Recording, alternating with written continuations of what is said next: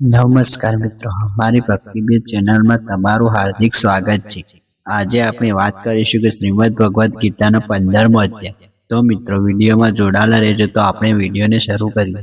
નમસ્કાર અને જય શ્રી કૃષ્ણ. આપ સૌનું હાર્દિક સ્વાગત છે.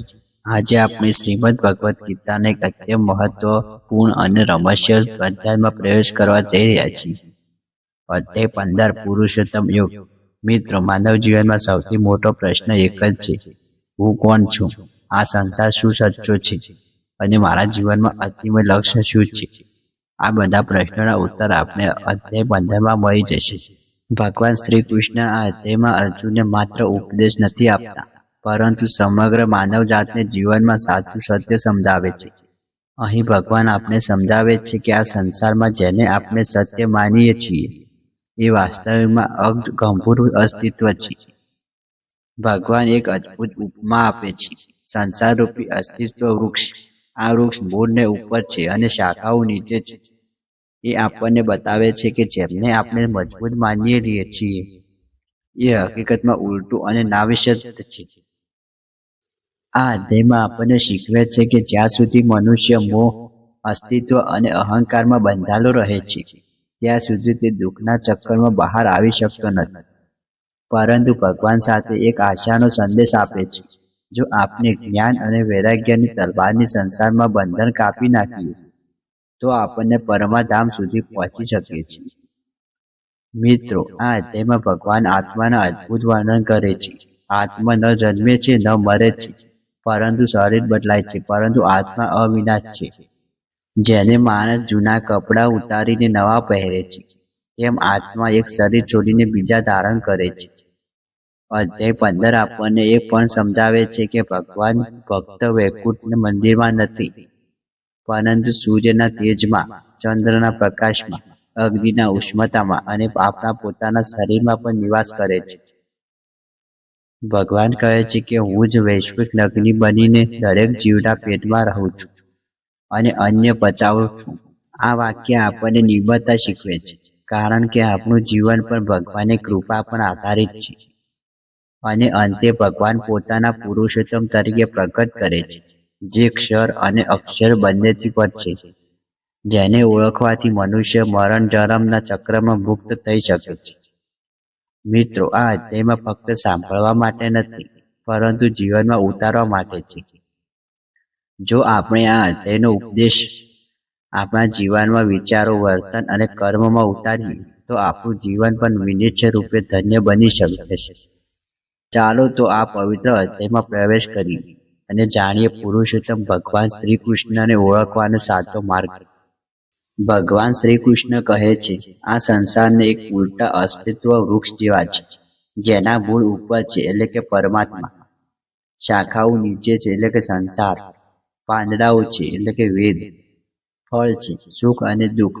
આ વૃક્ષની મોહ, આસક્તિ અને કામનાથી વધે છે. જ્યાં સુધી મનુષ્ય આ વૃક્ષને સત્ય માને છે ત્યાં સુધી તે બંધનમાં રહે છે. ભગવાન કહે છે કે વૈરાગ્ય અને જ્ઞાનની તલવારને આ વૃક્ષ કાપો, ત્યારબાદ પરમધામને પામો. શ્રી કૃષ્ણ કહે છે, આત્મા ન જન્મે છે, ન મરે છે, શરીર બદલાય છે, આત્મા અચલ રહે છે. જે માણસ જૂના કપડાં ઉતારીને નવા પહેરે છે, તેમ આત્મા એક શરીર છોડીને બીજું ધારણ કરે છે. અજ્ઞાની મનુષ્ય આત્માને ઓળખતો નથી, પરંતુ જ્ઞાનની આત્મા અનુભવાય જાણે છે. ભગવાન શ્રી કૃષ્ણ કહે છે, સૂર્યનું તેજ મારું છે, ચંદ્રનો પ્રકાશ મારો છે, અગ્નિની ઉષ્માનું મારું સ્વરૂપ છે.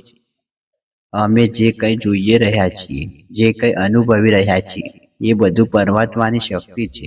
ભગવાન કહે છે, હું જ વૈશ્વનગર અગ્નિ બનીને દરેકના જીવનમાં પેટમાં રહું છું અને અન્ન પચાવું છું. આ વાક્ય આપણને સમજાવે છે કે ભગવાન ફક્ત મંદિરમાં નથી, પરંતુ આપણા શરીરમાં પણ નિવાસ કરે છે. મિત્રો, આજના આ પવિત્ર અધ્યાયમાં અંતે એક વાત સ્પષ્ટ રીતે આપણા હૃદયમાં ઉતારવી જોઈએ: આ સંસારમાં જે આપણે સત્ય માનીએ છીએ તે ક્ષણભંગુર છે, અને જે આત્મા છે તે શાશ્વત છે. ભગવાન શ્રી કૃષ્ણ અધ્યાય 15માં આપણે સંસારરૂપી અસ્તિત્વ વૃક્ષનું દર્શન કરાવે છે, જેથી આપણે સમજાવીએ છીએ કે આ સંસાર દેખાવામાં ભલે મજબૂત લાગે, પણ તેને મોહ અને આસક્તિ આધારિત પર ઉભેલું છે. જ્યાં સુધી મનુષ્ય સુખ દુઃખના પળમાં ફસાયેલો રહે છે ત્યાં સુધી તે જન્મ મરણના ચક્કરમાંથી બહાર આવી શકતો નથી. પરંતુ ભગવાન આપણને નિરાશિત નથી કરતા. તેઓ સ્પષ્ટ રીતે કહે છે કે વૈરાગ્ય અને જ્ઞાનની તલવારથી આ સંસારની બંધન કાપી શકાય છે. જ્યારે મનુષ્ય સમજવા લાગે છે ત્યારે હું શરીર નથી, હું આત્મા છું, ત્યાંથી તેના જીવનનો દ્રષ્ટિકોણ બદલાઈ જાય છે. આ અધ્યાયમાં આપણને એ પણ શીખવે છે કે ભગવાન ફક્ત મંદિરમાં નથી, પરંતુ સૂર્યના તેજમાં, ચંદ્રના પ્રકાશમાં, અગ્નિની ઉષ્ણતામાં અને આપણા પોતાના શરીરમાં પણ નિવાસ કરે છે. ભગવાન કહે છે કે હું જ વૈશ્વનગર અગ્નિ બનીને તમારા અંદર અન્ન પાચન પચાવું છું.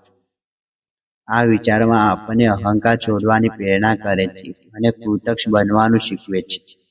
અને અંતે ભગવાન પોતાના પુરુષોત્તમ તરીકે પ્રગટ કરે છે, જે ક્ષય પુરુષો અને અક્ષર પુરુષો બંને પર રહે છે, જેને ઓળખવાથી મનુષ્ય સત્ય જ્ઞાન પ્રાપ્ત કરે છે અને મોક્ષ માર્ગ પર આગળ વધે છે.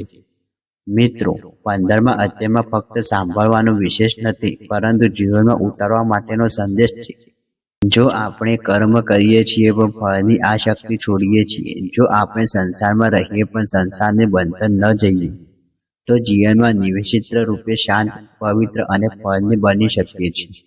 ચાલો અહંકાર, મોહ અને આસક્તિ છોડીને પુરુષોત્તમ ભગવાન શ્રી કૃષ્ણના શરણમાં જઈએ, કારણ કે પુરુષોત્તમને ઓળખવું એ જ જીવનમાં સાચો હેતુ છે.